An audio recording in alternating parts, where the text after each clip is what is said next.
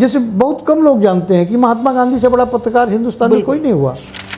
पत्रकारिता की डिग्री लेने के बाद आपको एक आम आदमी से मतलब एक अच्छी समझ दुनिया के पत्रकारिता के इतिहास के बारे में, अखबारों के इतिहास के बारे में, पत्रकारों के इतिहास के बारे में। पंडित शंभूनाथ शुक्ल मध्य प्रदेश जो मध्य प्रदेश के पहले मुख्यमंत्री थे, वो एक दैनिक अखबार के संस्थापक भी थे जो भास्कर के नाम से चलता था। और पूरी दुनिया में ऐसा पहला उदाहरण मिलेगा जब एक मुख्यमंत्री रहते हुए भी वो दैनिक अखबार के संपादक रहे। राय पे खड़े होकर किसी को भी गाली दे सकता है अभिव्यक्ति के नाम से। तो हमारे देश की मुश्किल यही है, जैसे पत्रकारिता में प्रेस काउंसिल ऑफ इंडिया है, लेकिन उसके पास ये अधिकार नहीं कि वो कोई पत्रकारों को परिभाषित कर सके। पत्रकारिता को लेकर कोई इस तरीके से कानून संविधान में कुछ तमाम ये है ही नहीं। 40 साल की सक्रिय पत्रकारिता में एक भी खबर पर मुझे नोटिस नहीं मिली, एक भी खबर पर कंटेम्प्ट ऑफ कोर्ट दर्ज नहीं हुआ। ये भी पत्रकारिता का एक दुस्साहस है। और केसवानी जी भी सेट हो सकते थे। यूनियन कार्बाइड से जब सरकार सेट हो गई, मुख्यमंत्री सेट हो गए, प्रधानमंत्री राष्ट्रपति सेट हो गए, राष्ट्रपति तो नहीं प्रधानमंत्री सेट हो गए, विंध्य क्षेत्र के बच्चों को भी एक अपना माइंड सेट पढ़ने की दृष्टि से बनाना चाहिए। और माखनलाल चतुर्वेदी राष्ट्रीय पत्रकारिता एवं संचार विश्वविद्यालय में आप पढ़ने जाएंगे तो आप अपने कैरियर को लेके निराश नहीं होंगे, ये मेरा दावा है। देश के आज़ादी के बाद विंध्य के पत्रकारिता और विंध्य के पत्रकारिता ऐसन कि जो देश के सिरमौर बनी।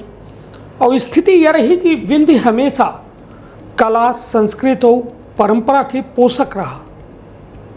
स्थिति यहाँ तक है कि BBC, MST इंटरनेशनल और तमाम बड़े बड़े जो मीडिया हाउसेज रहे, उनकर विंध्य के रीवा में फुल टाइम ऑफिस रहा। जब या मध्य प्रदेश में विलय नहीं भरा, लेकिन उसके बाद तस्वीर बदली, पत्रकारिता के स्वरूप बदला। और हमारे साथ बेहद खास मेहमान ये विंध्य के पत्रकारिता पर बात करे खातिर वरिष्ठ पत्रकार जयराम शुक्ला सर हैं, जिनके द्वारा उन तमाम दौर का जिया गा और विंध्य के पत्रकारिता का बड़े तरीका से समझा गा। और सबसे बड़ी बात ये बता दी अपना का कि विंध्य माँ पत्रकारिता के योगदान का देखत कि मध्य प्रदेश सरकार के द्वारा रीवा माँ फुल टाइम मतलब रीवा परिसर है, एक ठे अपना पंचे जनता है, मखनलाल चतुर्वेदी पत्रकारिता एवं राष्ट्रीय संचार विश्वविद्यालय है। और वो रीवा परिसर है जो एशिया में पहल पत्रकारिता के विश्वविद्यालय के नाम से जाना जाता है। लेकिन आज इस सब मुद्दन में बात हुई और खुल के बात हुई कि आखिर पत्रकारिता के बदलाव स्वरूप कितना बड़ा है, पहले और आज की पत्रकारिता में का अंतर है, और रीवा या विंध्य के पत्रकारिता में नए का आयाम जुड़े वाले हैं। पहले तो अपना के बहुत बहुत स्वागत है सर या ऑन एयर पॉडकास्ट में। नमस्कार कनिष्क जी, आपके सभी दर्शकों और श्रोताओं को मेरा नमस्कार। सर सबसे बड़ी बात कि अब बात की जाए विंध्य की पत्रकारिता की। हालांकि आप पत्रकारिता के हम लोगों के तो मार्गदर्शक हैं और एक सशक्त हस्ताक्षर हैं विंध्य के। आपने MSc की, LLB की, पत्रकारिता की भी डिग्री हासिल की। उस दौर में जब पत्रकारिता लोग मतलब डिग्री की तो बात ही छोड़िए, चर्चा ही नहीं करते थे लोग।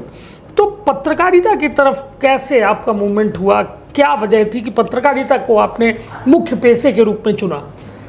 देखिए, आपका कहना सही है। MSc की और वनस्पत विज्ञान में और पढ़ाने के भी अवसर कॉलेज में मिले। LLB की, चूँकि जबलपुर में रहता था तो हाई कोर्ट का एक बड़ा मोह रहता था, लेकिन फिर भी मन नहीं भरा। मध्य प्रदेश में पहली बार रानी दुर्गावती विश्वविद्यालय में जनसंचार विभाग की स्थापना हुई जी।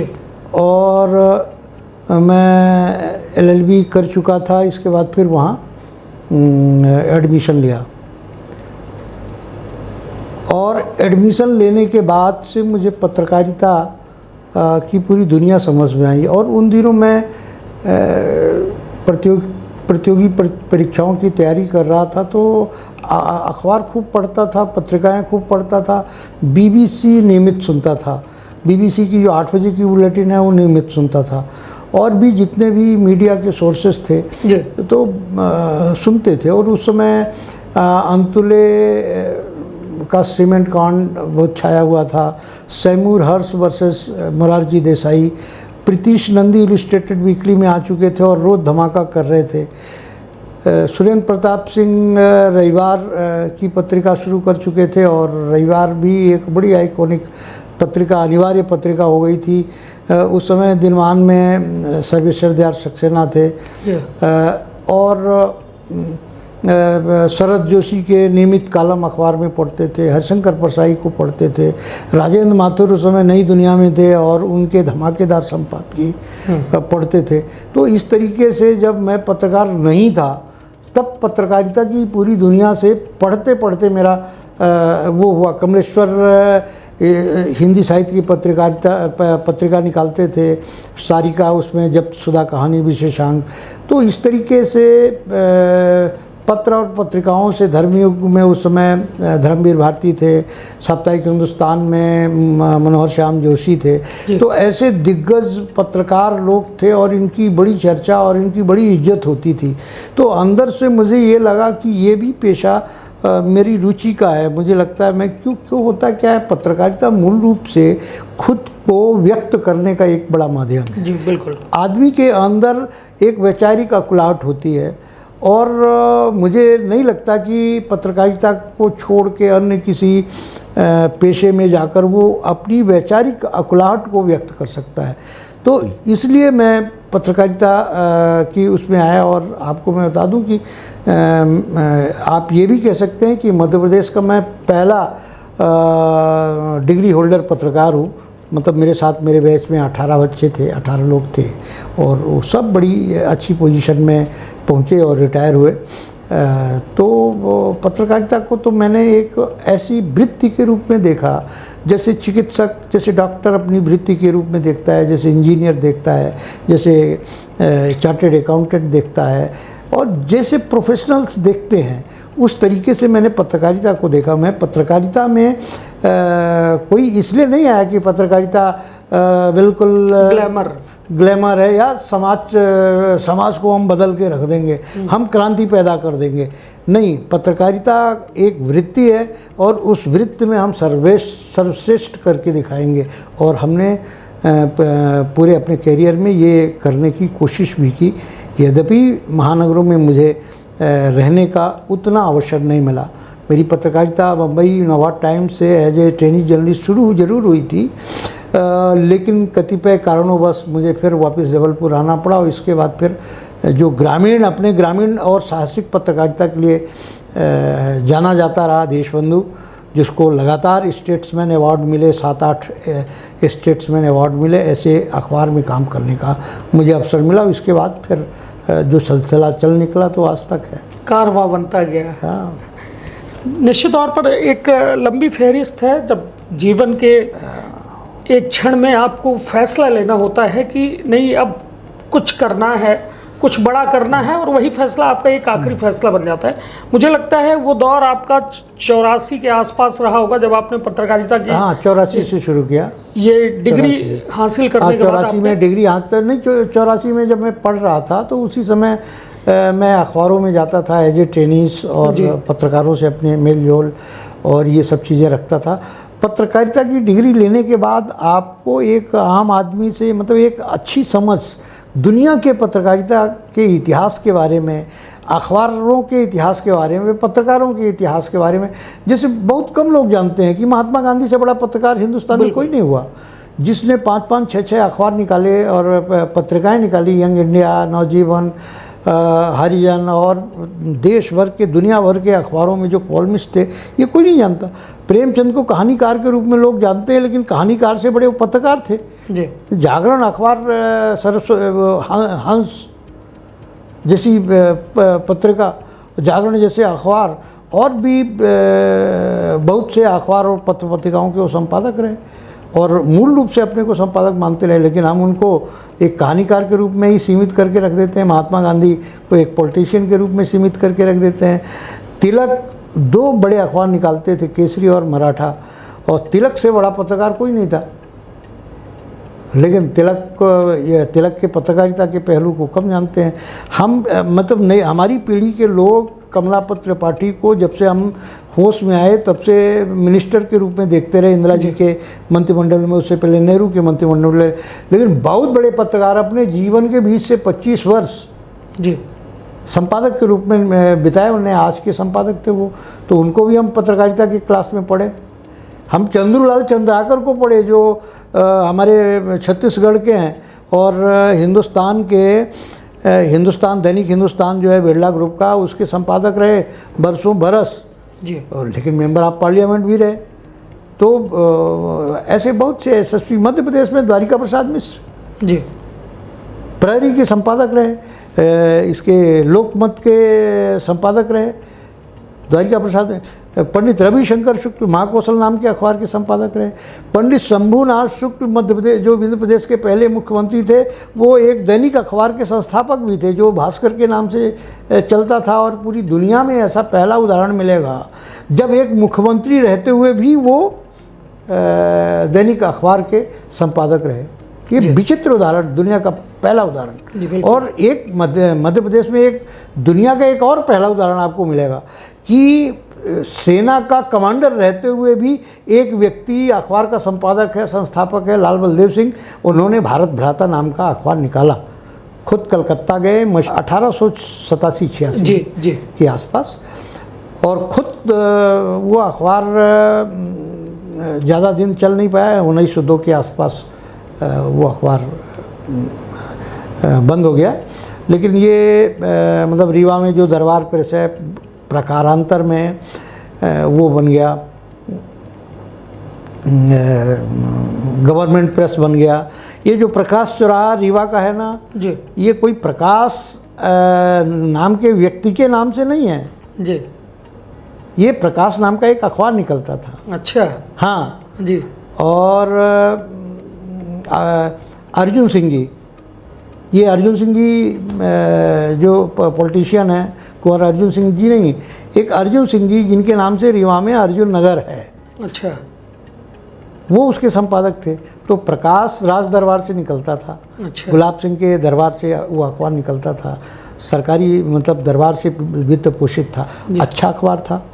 मैंने उसकी कई फाइलें मैंने देखी, अकबर इलाहाबादी के उसमें शायरी छपती थी, और तमाम देश भर के लोगों को और मालूम होना चाहिए कि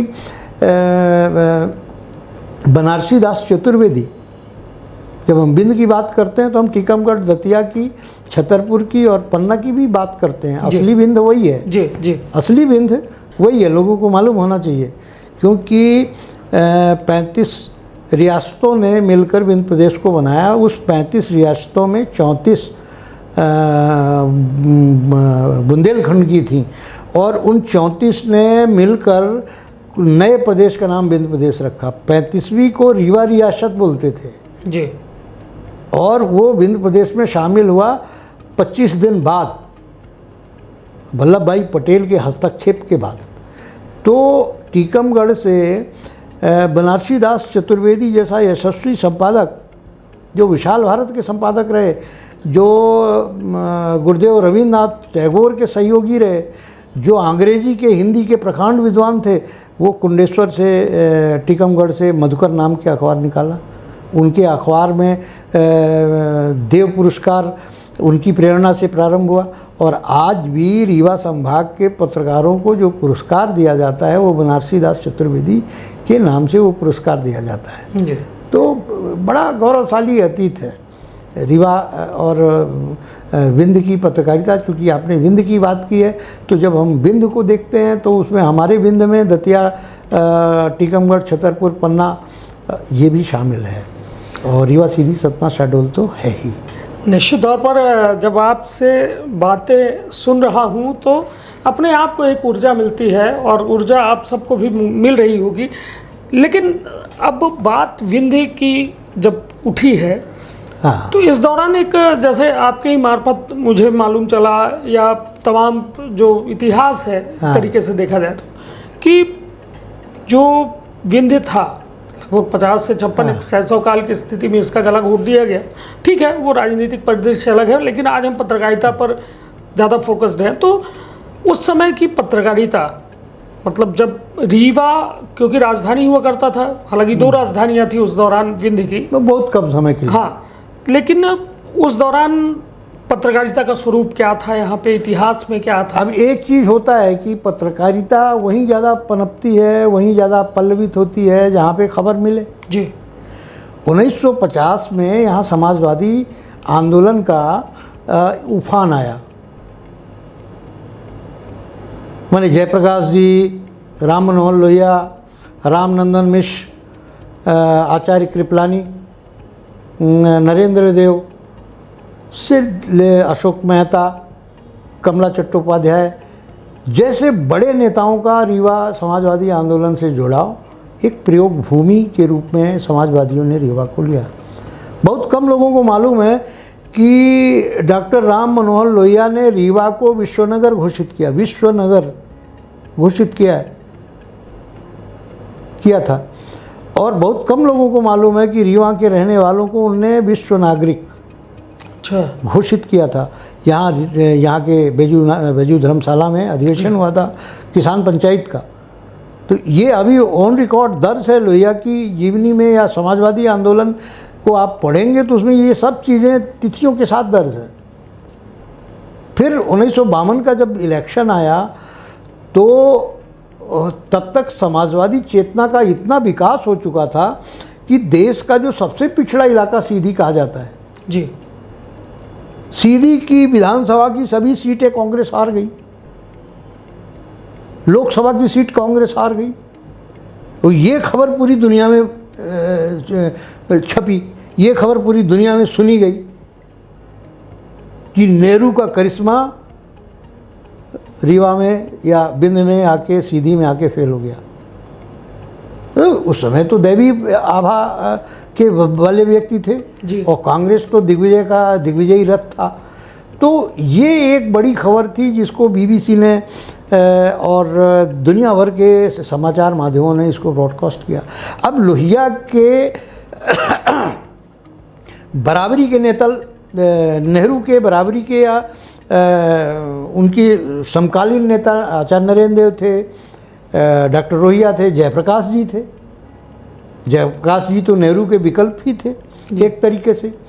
तो ये लोग जहाँ रहते थे तो बड़ी खबर बनते थे, इनके मुंह से निकली हुई जुबान। और ये लोग तो देश के टॉप लीडरशिप को ही चैलेंज करते थे, नेहरू को, कि तो इनके जुबान से जो बातें निकलती थी वो दुनिया के लिए खबर बनती थी। जी बिल्कुल। रीवा में जब गोलीकांड हुआ 2 जनवरी 1950, जी, अजीज गंगा और चिंताली नाम के लोग मारे गए। तब अशोक मेहता, डॉक्टर राम मनोहर लोहिया और जयप्रकाश नारायण ने एक बुलेटिन जारी की, दुनिया के नाम, विश्व के नाम, जी, विश्व के नागरिकता के नाम एक बुलेटिन। वो बुलेटिन मेरे पास है जी, कि रीवा में जिस तरीके से सरकार दमन कर रही है और नरसंहार पर उतारू है, विश्व की मानवीयता को, विश्व के नागरिकों पे को इस पर हस्तक्षेप करना चाहिए। और एक समाजवादी नेता थे इंग्लैंड के, हॉरिस बमफोर्ड, वो रीवा का दौरा किए। जी, जगदीश जोशी जी बताते थे, हॉरिस बमफोर्ड ने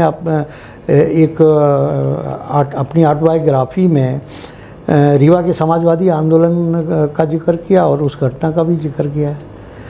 हमारी पीढ़ी के लोग जो गुनाहों के देवता, जिसके लेखक धर्मवीर भारती हैं, तो वो पढ़ेंगे तो उनका जो हीरो है गुनाहों के देवता का चंदर समाजवादी आंदोलन का एक कार्यकर्ता है और वो रीवा आता है। तो रीवा में समाजवादी आंदोलन का जिक्र उस समय के उपन्यासों में भी है। आप लोग गुनाहों के देवता को पढ़िए और पढ़ने के बाद उसमें देखिए कि एक चैप्टर में आता है कि चंद्र किस तरीके से इलाहाबाद से रीवा उसका आना जाना होता है। डॉक्टर राम मनोहर लोहिया का जो काम था, वो मतलब जब आते थे दिल्ली से इलाहाबाद होते हुए आते थे जी। तो इलाहाबाद का पूरा इंटेलिजेंसिया जो परिमल समूह कहलाता था, जिसमें धर्मवीर भारती, कमलेश्वर मार्कंडे, दूधनाथ सिंह और ये सब लोग, दुष्यंत कुमार भी थे उसमें, और इतने बड़े सब साहित्यकार थे। तो परिमल साहित्यकार परिमल जो समूह था वो डॉक्टर लोहिया से बहुत प्रभावित था। तो उसके लेखे में आप देखोगे रीवा के समाजवादी आंदोलन की झलक मिल जाएगी। ईलाचंद जोशी ने अपनी बायोग्राफी में लिखा, उसमें इसका जिक्र किया। इनने बच्चन ने, हरिवंश राय बच्चन ने अपने ऑटोबायोग्राफी जो 3 वॉल्यूम में है उसमें भी दो चार बार रीवा का और यहाँ के समाजवादी आंदोलन का जिक्र किया। तो रीवा का बड़ा वैश्विक रूप था। इन नेताओं ने रीवा को वैश्विक रूप में फैला दिया था, वैचारिक रूप से, और वही एक वजह थी रीवा को और विंध्य प्रदेश को ख़त्म करने की, मारने के पीछे की यही साजिश थी कि ये जिसने नेहरू के करिश्मे को और कांग्रेस के दिग्विजयी रथ को आकर यहाँ पे लगाम लगा दी, शून्य में बदल दिया, तो ये इसका सरवाइव करना बड़ा ख़तरनाक है। और 1956 में बिना किसी कारण के, बिना किसी आकलन के विंध्य प्रदेश को मध्य प्रदेश के साथ विलय कर दिया गया। तो उस समय की पत्रकारिता की तो बात ही अलग थी।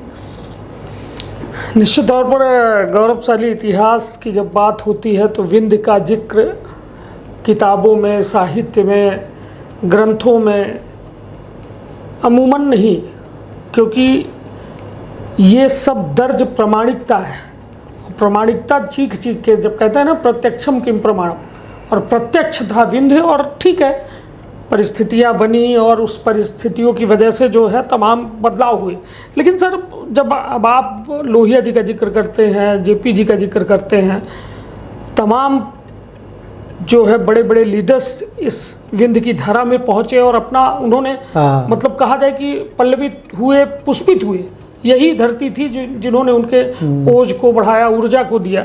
लेकिन अब पत्रकारिता में जब बात की जाती है कि विंध्य कहाँ है, वर्तमान विंध्य कहाँ है, तो आज एक नया दौर चला है पत्रकारिता में। हालांकि बड़ा गौरवशाली इतिहास है। आपने बताया कि 1886 के आसपास यहाँ पे अखबार निकाला गया। लेकिन सबसे बड़ी बात यह है कि आज के दौर में, बदलते दौर में पत्रकारिता पर विश्वसनीयता का बड़ा संकट है। बिल्कुल। और ये विश्वसनीयता वाला संकट जो है, ये कहीं ना कहीं लोगों को भी एक भ्रम पैदा कर रहा है कि कौन पत्रकार है, कौन नहीं है, क्या पत्रकारिता है, क्या नहीं है पत्रकारिता। क्योंकि जिसके हाथ में मोबाइल है वो अपने आप को खुद को पत्रकार समझता है। एक्चुअल में क्या है कि हमारे संविधान में आर्टिकल 19(1)(a) जी, उसमें अभिव्यक्ति के स्वतंत्रता की गारंटी दी गई है। जी। तो अभिव्यक्ति के स्वतंत्रता की गारंटी तो किसी को है, बल्कि उस परिभाषा में आप देखने जाओ तो पत्रकार बल्कि बंधा है, क्योंकि वो जो बोलेगा या जो लिखेगा तो वो ऑन रिकॉर्ड रहेगा। बिल्कुल। और एक आदमी चौराहे पे खड़े होकर किसी को भी गाली दे सकता है अभिव्यक्ति के नाम से। तो हमारे देश की मुश्किल यही है। जैसे बहुत से देशों में पत्रकारिता परिभाषित है। यूरोप में के ज़्यादातर देशों में, अमेरिका में भी पत्रकारिता की स्पष्ट परिभाषा है।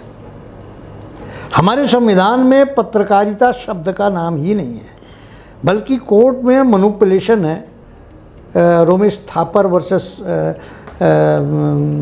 स्टेट ऑफ इंडिया से लेके बहुत से ऐसे कानून हैं, निखिल चक्रवर्ती वर्सेस स्टेट ऑफ इंडिया, और फिर अभिव्यक्ति की स्वतंत्रता को लेके या संविधान में इस स्वतंत्रता को जोड़ने और घटाने को लेके एक बड़ा लैंडमार्क रूलिंग है, केशवानंद भारती वाला केस है। तो इस तरीके की बहस बहुत दिनों से चल रही थी। देखिए, सबसे बड़ा कंसर्न जो मेरा है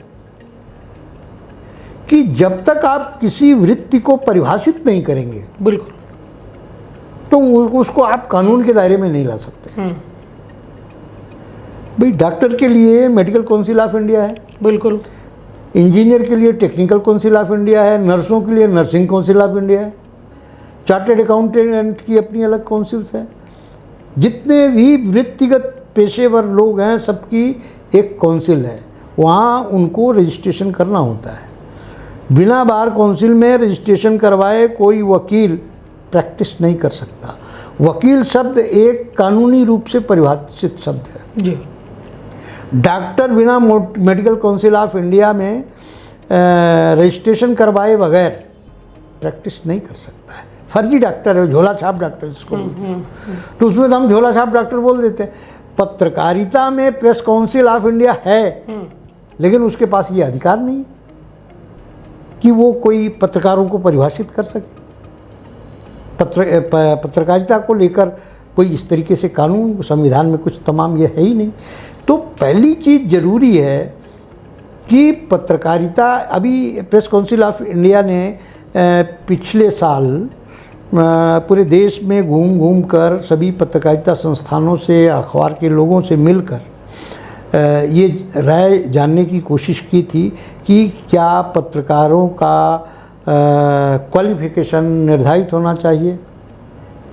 उसमें प्रकाश दुबे जी जो भास्कर के नागपुर संस्करण के या नागपुर ग्रुप के संपादक है, वो उसको लीड कर रहे थे। मैं भी था जी। प्रेस काउंसिल ऑफ इंडिया के उस विमर्श में।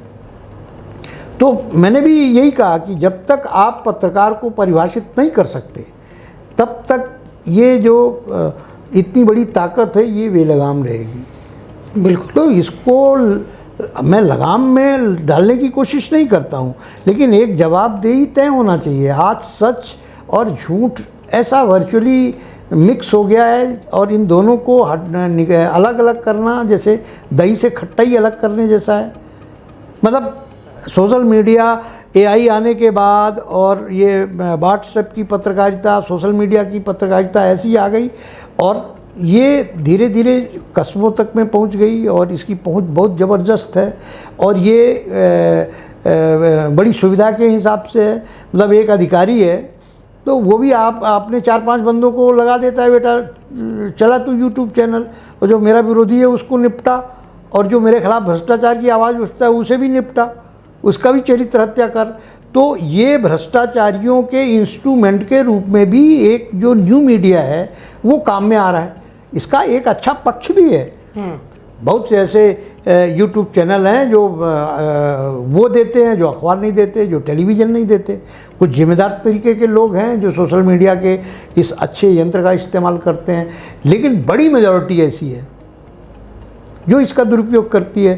तो एक पत्रकारिता में एक डिग्री या क्वालिफिकेशन, एक अर्हता, एक योग्यता तय होनी चाहिए, और प्रेस ऑफ काउंसिल में उसी तरीके से रजिस्टर्ड होना चाहिए जैसे कि एक वकील। निश्चित तौर पर पत्रकारिता समाज के निर्माण में, देश के निर्माण में अपना एक अभूतपूर्व सहयोग देता है। और निश्चित तौर पर जैसा सर अभी बता रहे हैं कि पत्रकारिता का कोई कोर्स कर लिया आपने तो ज़रूरी नहीं कि आपको पत्रकार ही बनना है। वो तो आपके अनुभव, आपका जो कहा जाए पूरी ज्ञान को, शिक्षा को मजबूत करने का एक माध्यम बनेगा। लेकिन सबसे बड़ी बात यह है कि पत्रकारिता आपको कभी बेरोज़गार नहीं रहने देगा, जैसा कि सर बोल रहे हैं। और लेकिन सर पत्रकारिता में आज जो चुनौतियाँ हैं, क्योंकि आपने बड़ी अच्छी बात बोली कि जब तक संविधान में उस बात का उल्लेख नहीं होगा तब तक आप नियम कानून नहीं बनेंगे। नियम कानून नहीं बनेंगे तो आपको वेटेज नहीं मिलेगा। तब आपकी सुरक्षा पर बात होगी जब संविधान में कोई कानून होंगे। लेकिन संविधान में ना होने के बाद अब बड़ी चुनौती ये है कि पत्रकारिता जो आज डिजिटल जो दौर है उस पर बड़ी तेज FIR होती है। जैसे आपने अभी हाल में ही कुछ दिन देखा होगा कि लोग FIR वाली एक झंझट बड़ी तेज़ी से होती है कि यदि कोई खबर चल गई तो लोगों को ये कहा जाता है कि भाई खबर हटाओ, नहीं तो फटाफट FIR। पुलिस के पास भी पूरी जानकारी नहीं है, पुलिस भी पता नहीं कौन कौन सी धाराएं लगा के FIR कर देती है, गिरफ्तारी होने लगती है। तो मतलब एक ये भी चिंता का माहौल है पत्रकारिता को लेकर कि आखिरकार ये सब परिस्थितियां यदि बनती हैं तो क्या किया जाए। ये देखिए क्या है, आपकी विश्वसनीयता क्या है। एक तो खुद की अपनी जो ये बोलने वाला और ये दिखाने वाला कितना विश्वसनीय है। जैसे मैं इसको आप दंभ की श्रेणी में नहीं माने, 40 साल की सक्रिय पत्रकारिता में एक भी खबर पर मुझे नोटिस नहीं मिली, एक भी खबर पर कंटेंट ऑफ कोर्ट दर्ज नहीं हुआ, एक भी खबर पे आपसी एक्ट का मामला दर्ज नहीं हुआ, एक भी खबर पे सेडिशन का एक्ट दर्ज नहीं हुआ। क्यों? क्योंकि मैं पढ़ा लिखा पत्रकार हूँ। हमने पत्रकारिता के कानून को भी पढ़ा है, पत्रकारिता की मर्यादाओं को भी पढ़ा है, पत्रकारिता के दायरे को भी पढ़ा है, पत्रकारिता की लिमिटेशंस को भी पढ़ा है, यूरोप की पत्रकारिता और अमेरिका की पत्रकारिता कैसी होती है उसको भी पढ़ा है। तो हम जब लिखते हैं या बोलते हैं तो मेरी अपनी एक मर्यादा होती है, और मुझे मालूम है कि हम जैसे ही मर्यादा को तोड़ेंगे वैसे ही हमारे खिलाफ कोई खड़ा होगा। और यदि आपको मर्यादा, आपको लगता है कि हमको तल्ख खबर देनी है तो उसके जब तक पुख्ता सबूत आपके पास नहीं हो तब तक आगे नहीं बढ़ना चाहिए। मैंने कहा कि एक आम आदमी ज़्यादा स्वतंत्र है अपनी बात रखने के लिए बनस्पत की एक पत्रकार, भले ही यूट्यूब में काम कर रहा हो, सोशल मीडिया में खबरें दे रहा हो, लेकिन वो ऑन रिकॉर्ड है। और चौराहे पर गाली देने वाला का ऑन रिकॉर्ड नहीं होता, वो कहीं भी कुछ भी आरोप लगा देता है। तो इसलिए ज़रूरी है कि पत्रकारों को का एजुकेशन तो होना ही होना चाहिए, और जिनको पत्रकार बनना है या जो इस पत्रकारिता के फील्ड में हैं उनको ज़रूर, हमारे यहाँ तो बहुत ज़्यादा एज लिमिट भी नहीं है। मास्टर ऑफ जर्नलिज्म की जो डिग्री है वो कोई भी ग्रेजुएट कर सकता है, मास्टर ऑफ मास कम्युनिकेशन की डिग्री कोई भी ग्रेजुएट कर सकता है। तो ऐसा भी नहीं है कि आपको फर्स्ट ईयर से पढ़ना पड़ेगा। आपने बीएससी या बीए किया है तो आप पोस्ट ग्रेजुएशन जर्नलिज्म से कर सकते हैं। बिल्कुल। तो जो फील्ड में काम करने वाले जर्नलिस्ट हैं उनके लिए भी एक बहुत अच्छी अपॉर्चुनिटी है। हाँ, ये है कि उनको पढ़ने में समय देना पड़ेगा। ये नहीं कि नाम लिखा लिया और इसके बाद फिर लेके माइक इधर उधर चल दिए और तमाम ये, तो ऐसा नहीं है। उनको पढ़ने के लिए थोड़ा समय तो देना पड़ेगा। जैसे लोग स्टडी लीव में जाते हैं ना जी, जैसे अधिकारी लोग जाते हैं ना तो काम धाम बंद कर देते हैं, 1 साल के लिए स्टडी लीव चले गए। तो 1 साल के लिए जो मेरे भाई लोग पत्रकारिता में काम करते हैं या खुद का स्टार्टअप चलाते हैं, यूट्यूब में काम करते हैं, अखबार में काम करते हैं, 1 साल के लिए स्टडी लीव में चले जाएं। उस 1 साल की स्टडी लीव में वो कोहनूर की तरह चमकते हुए बाहर निकलेंगे और उनको मीडिया जगत का जो व्यवसाय है उनको हाथों हाथ लेगा। ये मैं पक्की गारंटी के साथ कह रहा हूँ। निश्चित तौर पर अंधेरे कमरे में दौड़ना सबसे मुश्किल होता है, लेकिन गुरु का हाथ यदि आपने पकड़ा है तो निश्चित तौर पर उस अंधेरे कमरे में भी आपको रोशनी की वो किरण ढूंढ के दिखा देंगे जो आपके जीवन को बदल देगी। और निश्चित तौर पर ज़रूरत उसी की है।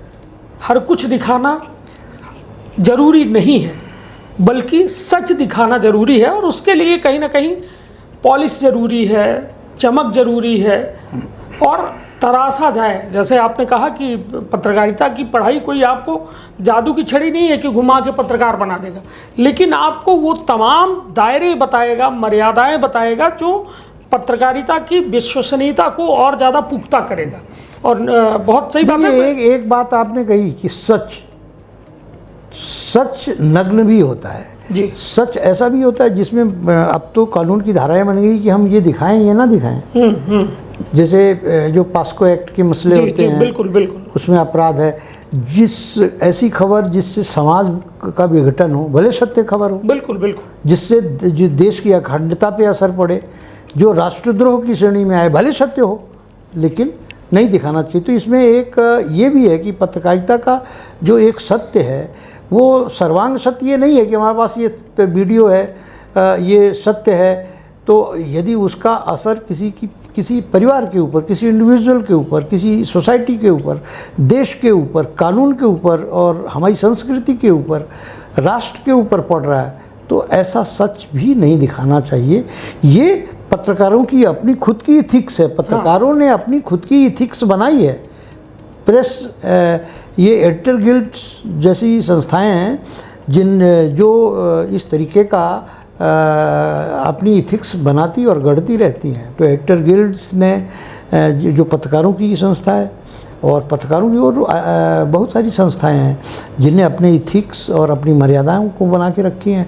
लोग वहाँ एडिटर गिल्ड्स में शिकायत करते हैं, लोग प्रेस काउंसिल में शिकायत करते हैं, तो शिकायत के दरवाजे भी खुले हैं।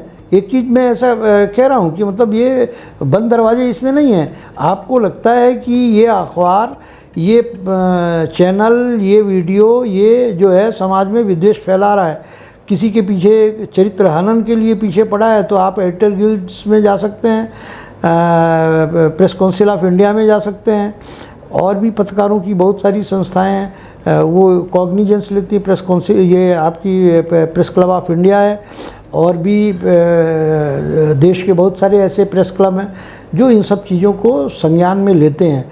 तो ऐसा नहीं है कि आप, और वो विधिवत जांच होती है, उनके अपने प्रेडिक्शंस होते हैं, तो ऐसा नहीं है।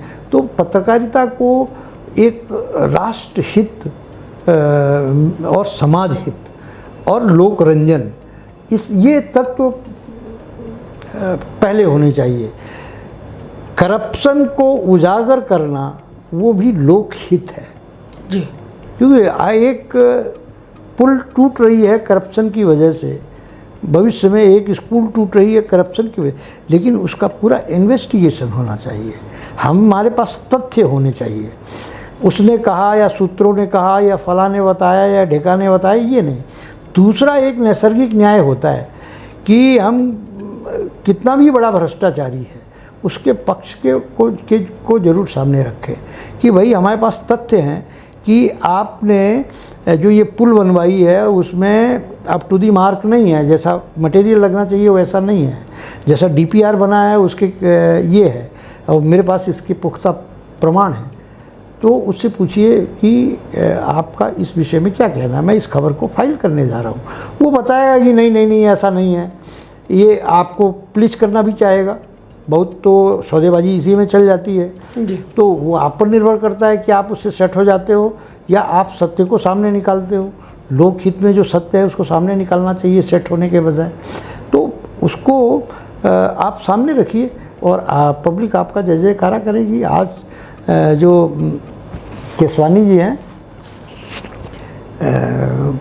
वो अब तो है नहीं, जिनने जो भोपाल का गैस कांड है, क्या केसवानी जी का पूरा नाम मुझे ध्यान नहीं आ रहा, तो केसवानी जी ने भोपाल गैस कांड की जो पूर्व अंदेशा लगभग 6 महीने से लगातार अपनी एक छोटी सी पत्रिका में कर रहे थे, और बाद में वो हादसा हुआ और दुनिया का सबसे बड़ा जिनोसाइड हुआ। 50-60 हज़ार लोग मरे, पता नहीं कितने लोग अपंग हैं। तो ये भी पत्रकारिता का एक दुस्साहस है। तो केसवानी जी भी सेट हो सकते थे। यूनियन कार्बाइड से जब सरकार सेट हो गई, मुख्यमंत्री सेट हो गए, प्रधानमंत्री, राष्ट्रपति सेट हो गए, राष्ट्रपति तो नहीं प्रधानमंत्री सेट हो गए, तो उस पत्रकार को सेट होने में तो कोई दिक्कत थी नहीं, लेकिन पूरी दमदारी के साथ उसको उन्होंने किया और उनको अवार्ड मिले उस स्टोरी के लिए। तो ऐसे भी दिलेर पत्रकार हैं जो लोकहित के लिए कहीं भी जाते हैं।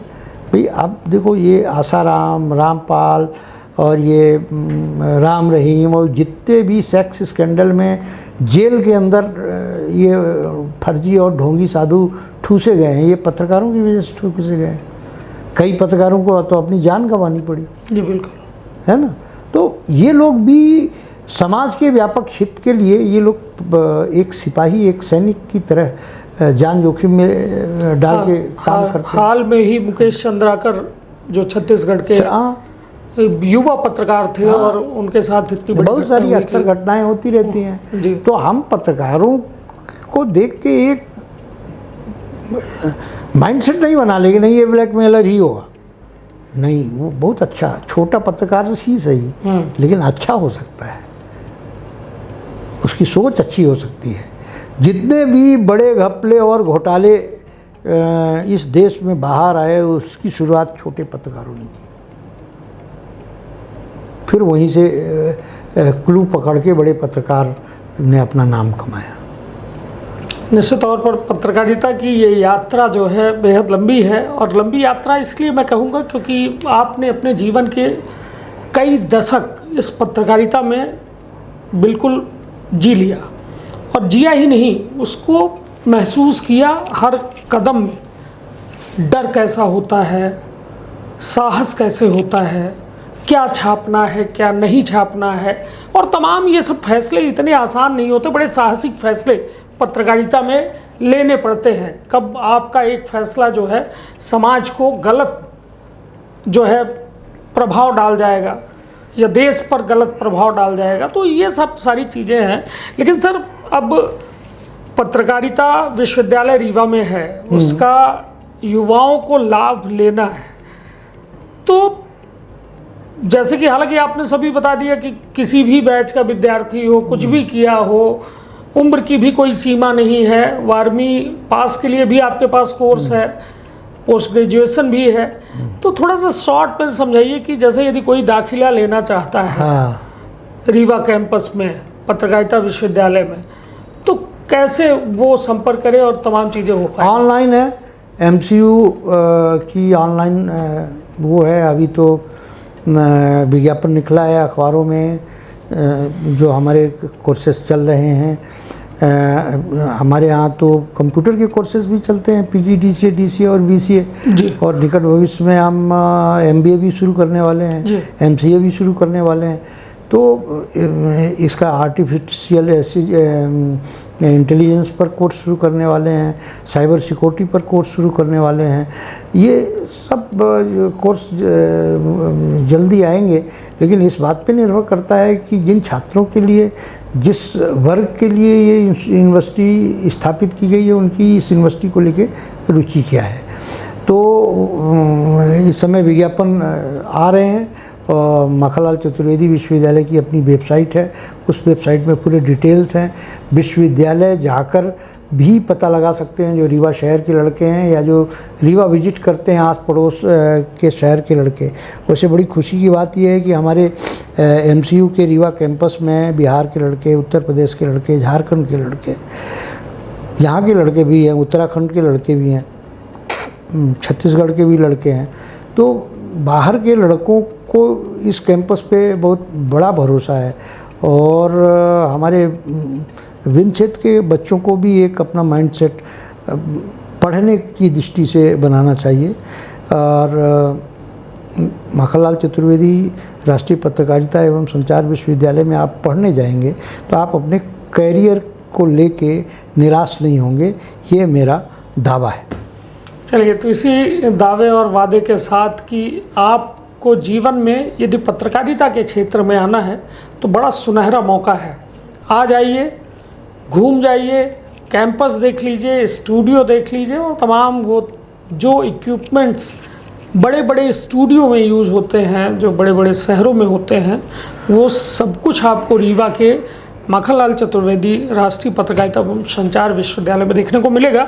और ये बहुत बड़ी उपलब्धि है इस विंध्य के लिए कि हमारा युवा रीवा नहीं बल्कि वैश्विक स्तर पर स्थापित होगा पत्रकारिता के क्षेत्र में। तो इससे बड़ी उपलब्धि विंध्य के लिए क्या है कि भोपाल जैसी जो मध्य प्रदेश की राजधानी है, वहाँ उतना बड़ा कैंपस है। ये भी 5 एकड़ में बना हुआ बहुत बेहतरीन कैंपस है।